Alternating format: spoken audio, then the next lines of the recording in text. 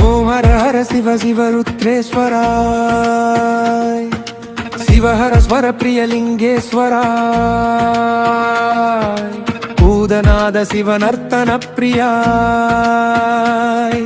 சர்வலோக சர்வ சாட்சி ஸ்ரூபா திங்கள் சூடிய நாதனே கங்கை நாடிய வேதனே மங்கை கூடிய பாகனே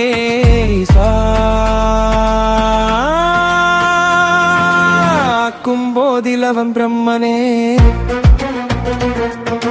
காக்கும் போதிலவன் விஷ்ணுவே